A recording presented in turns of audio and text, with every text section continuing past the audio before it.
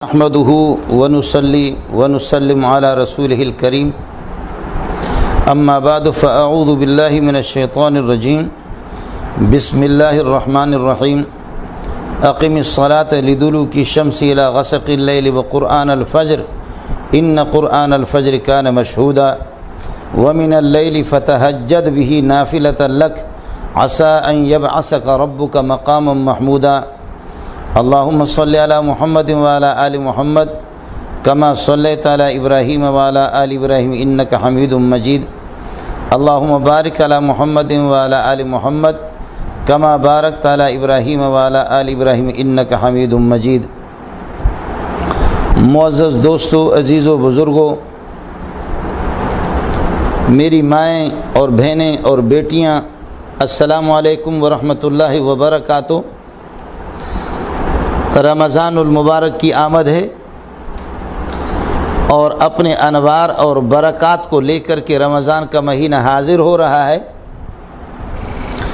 اللہ صحابہ کرام رضوان اللہ تعالیٰ علیہم اجمعین والا وہ جذبہ بھی ہمیں نصیب فرمائے، پیارے پیغمبر صلی اللہ علیہ وسلم والا وہ جذبہ ہمیں نصیب فرمائے، اس کا کروڑواں حصہ اگر ہمیں امت کو نصیب ہو تو ہماری نجات کے لیے کافی۔ ہمیں پیارے پیغمبر صلی اللہ علیہ وسلم کی وہ خوشیاں کی رمضان کی جب آمد ہو تو آپ فرماتے یا ایھا الناس قد اظلکم شہر عظیم، یا ایھا الناس قد اظلکم شہر عظیم شہر مبارک شہر فیہ لیلۃ خیر من الف شہر۔ کتنی خوشی کا آپ اظہار فرما رہے ہیں، اور آپ یہ کہ تراویحوں کا، نوافل کا کتنا اہتمام فرما رہے ہیں۔ یہ بالکل واضح بات ہے، اور امت مسلمہ کو اس وقت سے لے کر اب تک 1400 برس گزر چکے، 15ویں صدی شروع ہونے والی ہے، اور اتنے دور تواتر کے ساتھ، تواتر طبقہ اور تواتر عملی، تواتر کے ساتھ تراویحوں کا اہتمام ہوتا رہا ہے۔ صحابہ نے اس کا اہتمام کیا۔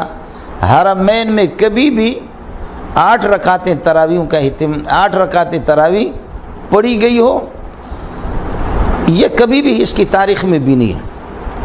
ترمذی جلد اول کے اندر امام شافعی رحمۃ اللہ علیہ فرماتے ہیں کہ جب سے میں نے ہوش سنبھالا ہے اور اپنے شہر مکے میں، بلد حرام میں مکے میں نے لوگوں کو دیکھا ہے کہ 20 رکعتیں تراویح وہ ضرور پڑھتے ہیں۔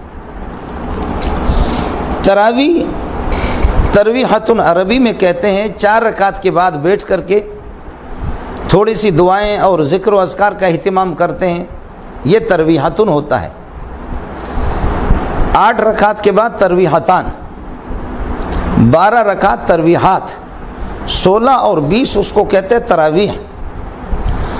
وہ لوگ جو کہ کہتے ہیں 8 رکعت اور اس پر لفظ تراویح کا استعمال کر کے اطلاق کرتے ہیں، خدا جانے ایسے ہی لگتا ہے کہ نہ ان لوگوں نے عربی علوم پڑھی ہے، نہ عربیت سے اور گرامر سے ان کو کوئی واقفیت ہے، نہ انہوں نے قرآن و سنت کو دیکھا ہے۔ تراویح کہتے بھی ہے اور ادھر سے کہتے کہ 8، اور امت کو، عام طبقہ کو اس طریقہ پر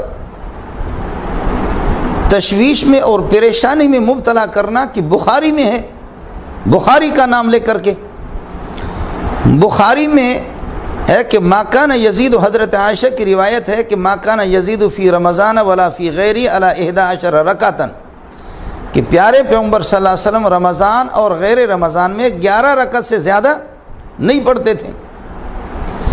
میں نہیں سمجھتا حافظ شیئن وغابت ان کا اشیاء کہ ایک صفحہ کی حدیث آپ کو مل گئی، اور بخاری جو کہ عربی صفحات میں ہزاروں صفحات کی کتاب ہے،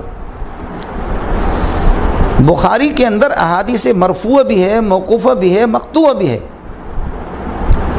ایک روایت آپ نے دیکھی اسی بخاری میں ایک جگہ نہیں، 3-4 جگہوں میں یہ روایت ابن عباس کی کہ رات کو آپ صلی اللہ علیہ وسلم اٹھے بقول آپ کے کہ تہجد اور تراویح ایک ہے، اگر کوئی آپ سے پوچھے کہ تہجد اور تراویح ایک ہے تو اللہ کے لیے یہ بتا دو کہ تراویح کا ثبوت قرآن سے ہے. کوئی مولوی اس کے لیے تیار نہیں ہوگا. میں اہل حدیث حضرات کو خطاب نہیں کر رہا ہوں. اہل حدیث قربان جاؤ مولانا احسان الہی ظہیر رحمۃ اللہ علیہ پر، اور اہل حدیث عبدالستار محدث دہلوی جیسے حدیث کو جاننے والے جو محدثین تھے، سید نذیر حسین، ان کو نہیں کہہ رہا ہوں. اس طبقے کو کہہ رہا ہوں کہ اللہ کرے کہ مجھے اور آپ کو آپس میں بٹھا دیں. خدا ہماری حکومتوں کو توفیق دے دے کہ آپ جیسوں کو میرے ساتھ بٹھا دے اور کچھ علماء بیٹھ جائیں، پھر دیکھ لیں. ما کان یزید فی رمضان ولا فی غیر علی 11 رکعتن، یہ روایت تو ہے ابن عباس کی. یہ روایت بھی ہے کہ رات کو آپ اٹھے، بقول آپ کے تہجد اور تراویح ایک ہے.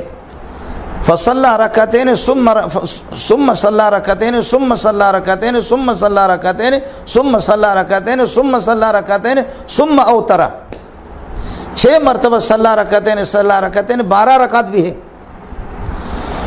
تو یہ پیکج اور یہ سہولت، یہ راحت پسندی آپ نے یہ چوری کہاں سے کی؟ اور اس روایت کا مقصد کیسے سمجھا کہ 8 ان میں سے تہجد ہے اور 3 ان میں سے وتر ہے. یہ جو 12 رکعت کا صراحتاً بخاری کے اندر موجود ہے تہجد، تو نہ اہل حدیث ہے، نہ شافعی ہے، نہ مالک ہے، نہ حنبلی ہے، نہ حنفی ہے، نہ تو حدیث کو جانتا ہے، نہ تو نے بخاری کی شکل بھی دیکھی ہے. اور ابھی مجھے کوئی سنا رہا تھا بخاری یہ بھی محدث بنا ہوا، اتبان بن مالک کی روایت، فغدا رسول اللہ صلی اللہ علیہ وسلم و ابی بکرن، کوئی تیرے قریب ہو نہ تجھے بتا دے کہ و ابی بکرن اس کو پڑھا جائے گا. اگر تراویح اور تہجد یہ دونوں کے دونوں ایک ہے تو تہجد کا ثبوت تو قرآن سے وَمِنَ اللَّيْلِ فَتَهَجَّدْ بِهِ نَافِلَةً لَكَ، آپ لکھ کر کے دے دیں کہ تراویح کا ثبوت بھی ہے. تراویح اس میں کوئی شک نہیں ہے کہ رسول پاک صلی اللہ علیہ وسلم سے منقول نہیں. 20 رکعت منقول الگ چیز ہے، ثابت، اور آپ کہہ رہے ثابت نہیں. ثابت الگ چیز ہے، منقول الگ چیز ہے. میری گزارش ہوگی آپ سے تو تراویح مال جماعت کے ساتھ فی جمیع رمضان، پورے رمضان میں تراویح، چل تو 8 اگر مان لے لیکن پورے رمضان میں جماعت کے ساتھ، یہ بھی تو نبی سے ثابت نہیں. جماعت کے ساتھ پورے رمضان میں، عشاء کے بعد متصلاً 1، جماعت کے ساتھ پورے رمضان میں 2، ختم قرآن یہ بھی سنت پورے رمضان میں ختم قرآن. جب ختم قرآن بھی منقول نہیں، لیکن یاد رہے کہ میں ثابت نہیں کہہ رہا ہوں، ثابت کا لفظ استعمال نہیں کر رہا، منقول کی بات کر رہا ہوں. ختم قرآن آپ سے منقول نہیں، عشاء کے فوراً بعد آپ سے منقول نہیں، فی جمیع رمضان آپ سے منقول نہیں.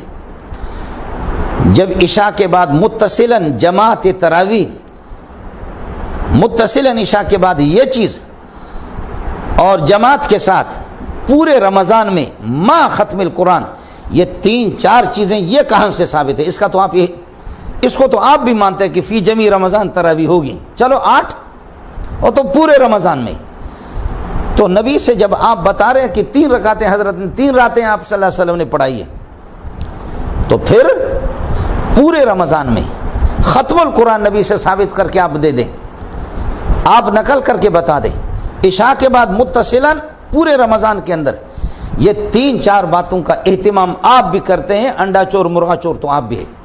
جب یہ باتیں لازمی طور پر مجبور ہو کر کے آپ کو کہنا پڑے گا، اس کا ثبوت امت سے ہے، صحابہ سے ہے.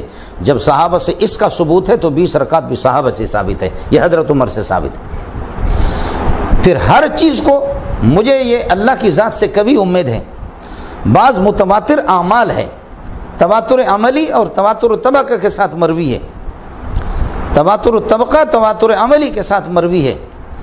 اس کے لیے تواتر حدیث صحیح خبر واحد سے بھی زیادہ مضبوط دلیل ہوتی ہے. تواتر عملی، تواتر طبقہ، بقول آپ کے، میں تو آپ کا اہل حدیث نہیں سمجھتا، اہل حدیث جو حدیث کو جانتے ہیں ان کا تو میں خادم ہوں، میں جانتا ہوں کو، میں آپ کو اہل حدیث بھی نہیں سمجھتا، کسی مذہب سے بھی آپ کا تعلق بھی نہیں سمجھتا.